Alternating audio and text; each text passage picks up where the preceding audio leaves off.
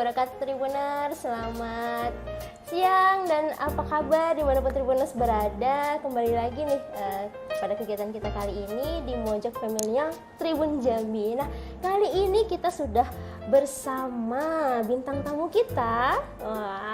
Yang tidak lain dan tidak bukan adalah Mbak Hana Mitra. Halo, so happy bisa diundang di Tribun kali ini. Terima kasih kembali Mbak. Oke.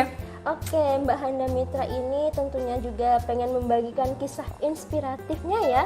Apalagi selama masa-masa kuliah ya Mbak. Bener. Penasaran kan? Akan share kali ini ya.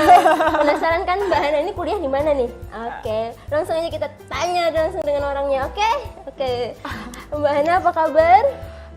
Puji Tuhan, baik. Alhamdulillah. Gimana Mbak, apa kabar? Alhamdulillah Mbak, sehat sekali. Ya, seneng dengarnya. Senang banget bisa Kita ngobrol, ketemu ya. Ketemu akhirnya dengan salah satu pemain yang asli Jambi loh. Asli Bisa Jambi ya. menginspirasi kita semua nih. Bener banget, aku asli Jambi. Namanya sampai tahu. Tahu dong. Oke. Nah, kalau untuk sekarang kesibukan Mbak Hana apa sih? Kalau untuk sekarang saya sebagai direktur di Tina Mitra, bagian desain kreatif. Oke. Dan ya, kalau untuk sekarang saat ini untuk itu Itu ya hanya untuk kesibukan ya, Oke. ngurusin Tina Mitra sih. Oh, ngurusin Tina Mitra. Oh, Mbak juga termasuk turun tangan nih. Turun ngurusin? tangan, bagian desain, ya, semuanya. Mungkin kita akan lebih lanjut ya ngomong Iya, gitu. bener-bener. Kalau boleh tahu, Mbak baru umur berapa sih? Aduh, kalau ngomongin umur harusnya dirahasiain ya. Oh, Oke. harus dirahasiain ya? Umur aku itu sebenarnya 22 tahun. Wow, 22 tahun. Masih merasa- kecil, masih banyak belajar. Aku merasa apa gitu. Oke, Mbak 22 tahun ya dan sudah memegang gelar S1. Ya. Oke, nah gelar S1 dari kuliah di mana nih? Jadi aku ambil leather technology di Italia, Florence. Dan ya, sejauh itu aku ambil itu dulu sih, masih rencana sih nextnya aku pengen ambil bisnis. Jadi dari awal untuk leather technology ini pembelajaran dari 1 sampai ke tas, aksesoris, ikat pinggang, topi, itu kita mempelajari. Jadi benar-benar spesifik di bagian kulit. Wow, khusus kulit ya? Bener banget. Oke, nah kalau boleh tahu kenapa harus Italia? Oke, kalau ngomongin udah ceritain Italia, dari awal dong. short story, jadi waktu aku bermimpi untuk sekolah di Italia itu dari aku mulai SMP kelas 2. Dan saat itu ceritanya aku baca-baca historical fashion in the world, kayak brand-brand ternama di dunia, itu rata-rata dari Italia. Dan mereka tuh bener-bener bibitnya itu di Italia, pembuatan produk, semua deh rata-rata brand yang cetusan dari Italia itu semua around the world pasti biasanya jadi gitu. Terus kepikiran nih bermimpi buat sekolah ke Italia, masih kepikiran nih kayak pengennya kemana gitu, masih kepikiran, tapi ya udah Italia aja gitu, bawa dalam doa. Dan akhirnya terwujud saat lulus SMA bisa keterima di sekolah Italia. Wow, memang tapi dari SMP ya udah Dari SMP udah bercita-cita. bermimpi untuk Wow, luar biasa. Dan gimana orang nih? tua sendiri gimana nih mendengar, "Mah, aku mau kuliah di Italia," gitu. Dan orang tua aku puji Tuhannya support banget sih. Oh, super banget. Iya. Wow, luar biasa. Tapi butuh perjuangan dong pastinya. Of course. Nggak mulu-mulu aku mau kuliah di Italia langsung, pasti ada butuh belajarnya pasti gimana gitu kan. Untuk perjuangan Mbak sendiri dari Banyak praktek sih. Sebenarnya kan usaha Tina Mitra ini dibangun dari orang tuaku awalnya. Mereka berdua yang pegang. Dan aku dari situ berpikir, ketika aku sampai Italia, hal apa yang bisa aku show? Dan aku berpikir, oh ya udah mungkin aku try untuk praktek, dan sempat ikutin belajar kelas pembuatan tas di mana di Jakarta. Itu gurunya dari orang Korea asli, dan dia juga ternama juga pembuatan tas handmade. Sempat belajar di sana dan di mix dengan pabrik di bagian Tina Mitra. Jadi aku kolaborasi, istilahnya pemikiran dari ajaran dari pihak Korea dan pihak kita sendiri. Jadi aku mix. Dan sampai di Italia aku bisa berapa show dan udah ngerti, oh udah pegang mesin tuh seperti ini, oh ngenulis tuh kayak gini, udah ngerti. Berarti dasar udah Mbak pahami Dasar duluan udah sebelum kuliah ya. ya. Bener Oh, banget. luar biasa. Luar biasa banget Tribuners itu. Memang intinya salah satu supaya sukses itu belajar dan belajar dan belajar ya Iya, Mbak. bener banget. Karena kalau dibilang cuman apa ya, kalau teori-teori itu mungkin bisa dipelajarin lewat buku dan ini, tapi kalau praktek itu hal something yang bener-bener dituntut sih di zaman sekarang. Kalau praktek itu hal yang paling penting sepertinya gitu.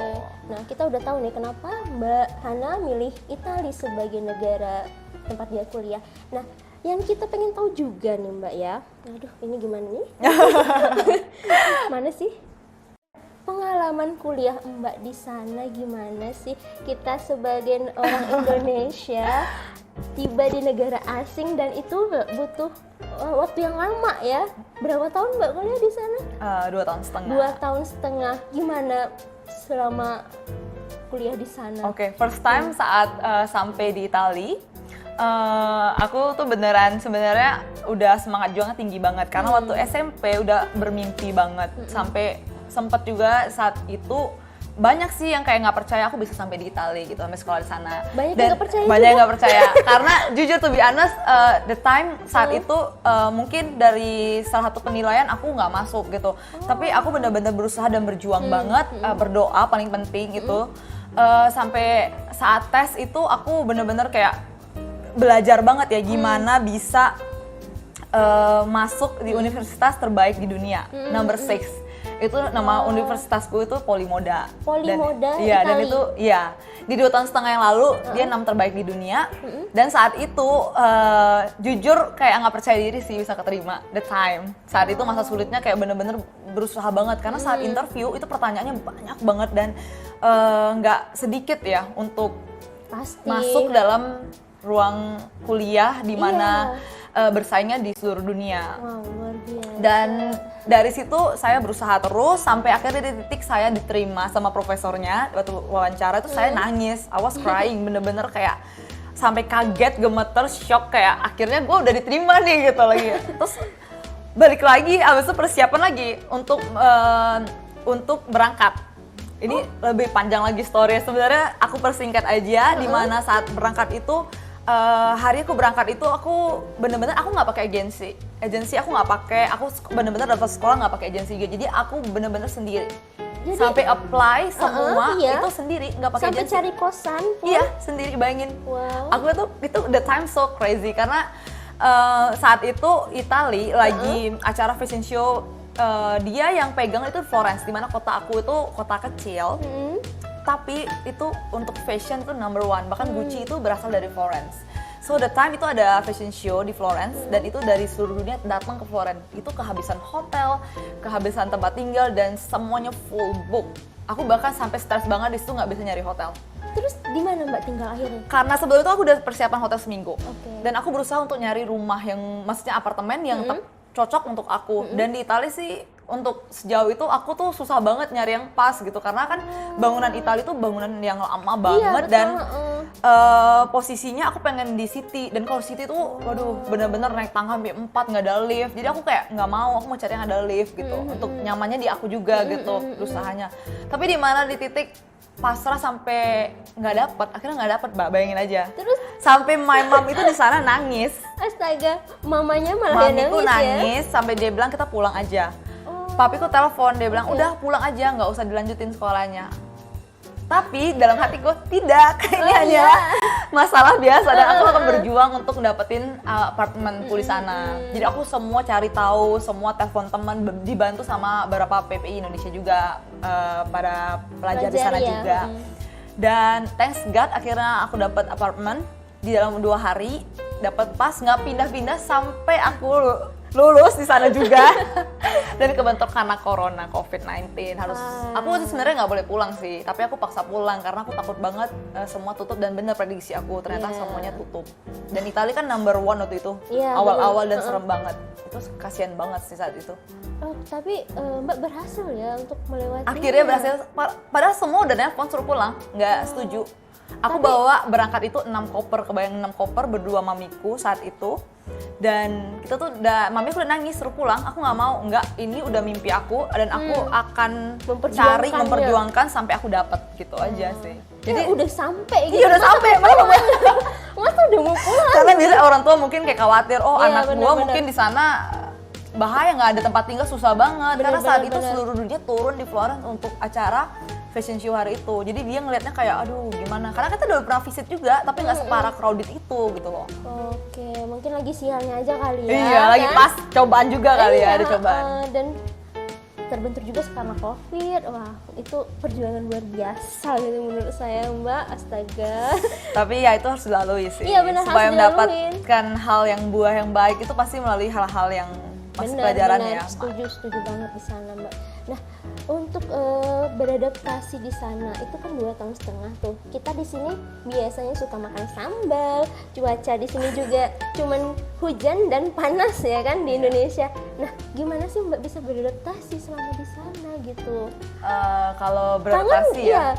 Seminggu di sana gimana sih perasaannya, kangen gak sih gitu? Karena aku tipikal personalnya aku hobi traveling dan aku pengen di luar zona nyaman. Jadi aku seneng sih waktu beradaptasi tuh kayak pengen belajar hal baru. Oh, malah seneng ya? Malah seneng, Excited banget banget. Karena aku SMA kan udah di Jakarta kan, nggak di Jambi. Jadi aku bener-bener kayak oh happy, oh gini ya di Eropa tuh gini kehidupannya gitu sih. Oh, jadi- Tapi untuk biasanya ya untuk personal sih kalau mau penyesuaian itu butuh 6 bulan. Wow, 6 bulan. 6 bulan bener-bener supaya kita ngerasain bener habit life-nya Di sana. Iya. Tapi Mbak langsung bisa beradaptasi tuh dalam waktu Iya. langsung. Iya. Aku langsung aja pokoknya karena aku gini orangnya, aku berusaha banget ketika aku udah dapat nih sesuatu ya udah yang hal yang nggak enaknya aku taruh di belakang aja. Pokoknya fokus sama hal-hal yang penting yang pengen aku dapetin di depan. Oke, itu Seperti udah kuliahnya gitu, tempat-tempat teman yang barunya. bisa. Jadi I'm so happy, emang itu yang aku mau gitu bagian fashion. Oh, itu bisa jadi pelajaran kita ya. Of course. Nggak harus manja, aku nggak betah gitu. Bener, harus Enggak. itu Iya, bener. harus bener-bener ini sih masak sendiri. Padahal aku tuh nggak suka banget makanan western tuh nggak suka. Nggak suka. Jadi gimana selama makan di sana? Masak sendiri, pesan nasi, Wow. masak, iya. Jadi bisa masak nih Bisa ya? dong, harus dong. Misalnya rata-rata pelajar luar negeri rata-rata pasti masak. Pasti bisa ya. Mau nggak mau ya. Mau Kalau nggak nggak kalau nggak makan Kalau ya. nggak makan bener. Kalau di sini tinggal GoPay, Gojek ya. Gojek mau keluar ada sate Iya, di gang sini ya. Di bener, sana bener, mau nyari bener. sate di mana gitu ya? Buat sendiri ya. Oh, buat sendiri ya. Oke. Nah, kalau untuk budaya belajar di sana, itu kan pasti berbeda dong dengan yang ada di Indonesia. Itu gimana nih pengalaman Mbak selama belajar di sana Kalau untuk belajar budaya ya? belajarnya? Kalau belajar sih waktu itu yang hal paling excitednya saat guru-guru dan murid itu bertukar pikiran. Kalau di sini kan kayak guru sama murid tuh ada jenjangnya. Iya. Kayak oke, ada waktunya. Kalau di sana you can call your teacher, kamu bisa nelpon guru kamu, whatever. Kalau kamu gimana mau tukar pikiran bisa. Jadi nggak perlu takut, nggak perlu gimana. Malah gurunya harusnya banyak tanya, harus tanya terus dong gitu. Oh, malah guru, ayo sini Iya, gitu ya. Harus tanya-tanya gitu. nggak gini, nggak gimana ya, nggak menutup diri untuk ngobrol, tukar pikiran. Kapanpun Mbak butuh guru Mbak Bisa, hubungin, iya. Bahkan aku teks dia gini gimana nih produk aku kayak gini dan ini aku butuh gitu loh. Sampai makan siang kita ketemu di meja, kita bisa share meja sama guru kita dan kita ngobrol gitu. Dan I'm so happy about that karena itu lebih banyak pengalamannya, lebih banyak apa ya, untuk hal-hal materi yang dipelajarin dalam pelajaran itu lebih masuk, lebih keisi. Dan saat ngobrol itu kan kita mendapatkan ilmu-ilmu yang baru dong. Lebih tentunya. keterima dengan kita ya. Iya, bener banget. Jadi nggak kaku juga ya hubungan antara guru Nggak. dan di sana ya, Iya, untuk khususnya di sana ya. Wow. Apalagi di bidang fashion mungkin lebih santai sama guru, mungkin bisa hang out sama gurunya bisa. Wow, luar biasa. Pantesan Mbak lebih milih kuliah di sana ya. Itu ya kayaknya alasan terbesarnya loh. Alasan terbesarnya. Oke. Nah, kalau boleh tahu suka dukanya selama kuliah di sana apa sih yang Mbak pernah alamin? Suka Pasti dukanya. ya, nggak mungkin senang-senangnya aja kan. benar. Pasti, ada masa di mana Mbak kangen rumah dan aku ingin pulang gitu-gitu. Gimana tuh? Kalau masa-masa itu sih bener sih, pengen pulang, kangen makanan paling tepatnya, kangen makanan. Terus different time karena beda 6 jam. Kalau di sini lagi malam, di sana pagi. Iya. Seperti itu. Terus sama habit life, maybe Indonesia di sini saling tolong menolong, saling bantu, tapi di sana ya kurang Oh, untuk di sana hal-hal yang sendiri-sendiri? sendiri. Bener-bener individual banget. Tapi Mbak bisa ya melewatin hal itu. Bisa, and I'm so happy sih untuk ngaluin hal-hal baik dan buruknya, malah dapat banyak pelajaran dalam hidup sih. Apa pelajaran yang Mbak dapat selama tinggal 2,5 tahun di Italia? Kalau saya sendiri pribadi, ketika saya melalui dan melewati hal kehidupan di Italia, baik mendapatkan ilmu, saya banyak belajar kalau hidup ini terus berjuang ya. Dan walaupun hidup sendiri pun tetap harus jalanin. Itu Tribuners, harus banyak berjuang dan terus menjalani hidup ya. Iya, bener banget. Karena di sana kan biasa hidup sendiri, nggak pernah ada teman, bahkan kayak teman punya hidup sendiri, nggak bisa kita ajak. Dan saat itu di Italia, saat aku kuliah itu cuma ada Indonesia 5 orang atau 7 orang. 5-7 orang? Iya, di Florence, di kotaku. Wow, jadi 5 dan 7 orang itu sering kumpul nggak sih? Ya, sometimes kalau kita nggak sibuk, biasanya kita kumpul biasa, tapi paling sebulan 2 kali karena kita punya kesibukan juga. Iya dan sih. beda-beda universitas. Oh beda ya? Iya. Oke, nah sayang nih Mbak, pertanyaan terakhir nih, aduh sedih aku. Oke, ini sudah sekolah jauh-jauh ke Italia. Nah, nanti kedepannya dan tujuan Mbak kedepannya apa sih yang pengen dicapai? Pengen capai membawa bisnis Tunamitra ke seluruh dunia sih. Itu yang pengen Mbak capai. Bener. Jauh-jauh kuliah di Italia Iya, bener. untuk membesarkan Bisnis. Tunamitra. Iya, bener banget. Oke. Amin, mudah-mudahan. Terima kasih, amin doanya. Ya, ini kan sudah bertahap ya malah ya, dan semoga makin besar ya, dan bisa lebih besar juga, nggak kalah dari Gucci, nggak kalah dari apa sih merek-merek yang itu deh pokoknya. Iya, merek-merek yang nggak disebutin. Terima kasih banyak Mbak Hana atas waktunya udah ngulangin buat ngobrol-ngobrol nih sama kita. Iya. Aku yang Jangan makasih bosan juga. loh, Mbak. Terima kasih untuk Tribuners, dan semoga ceritaku short story ini bisa menjadi inspirasi kalian semua. Amin. Dan sehat selalu, and I'm so happy kita buat yang kalian semua. senang banget ini Mbak. Oke, terima kasih Tribuners buat Mbak Hana juga, terima kasih atas waktunya. Sama-sama. Dan nantikan juga buat milenial lainnya ya. Dan kita tutup, assalamualaikum warahmatullahi wabarakatuh. Dadah Tribuners.